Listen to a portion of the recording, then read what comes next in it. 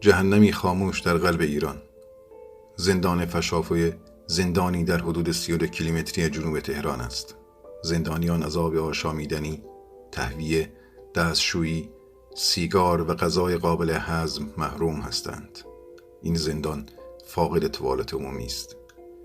توالت یک سوراخ در کف یک محوطه 60 در 60 سانت بدون شلنگ و روشویی و نور است که با یک پرده از تخت‌ها و کف سلول‌های 3 در 3 متری جدا شده است.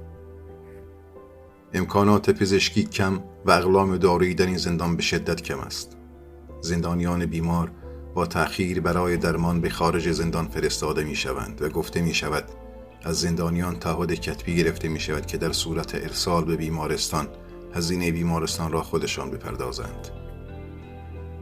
بر اساس قانون زندانیان جرایم مختلف باید تفکیک شوند و زندانیان عقیدتی سیاسی از زندانیان جرایم عادی جدا شوند. اما این موضوع در این زندان نقض می شود. بسیاری از زندانیان عقیدتی یا سیاسی برای تنبیه به این زندان فرستاده می شوند. آخرین نمونه آن علیرضا شیر محمد علی، زندانی سیاسی و امنیتی در زندان فشافوی تهران، با 30 ضربه چاقو به قتل رسید. بیش از 200 درویش به دلیل اعتقادات مذهبی از بهمن ماه 96 در این زندان به سر میبرند. نقض واضح حقوق زندانی شرایط حاکم بر این ندامتگاه را ترسیم کرده است. زندان در ایران تاریکخانه قدرت بی‌مهار است.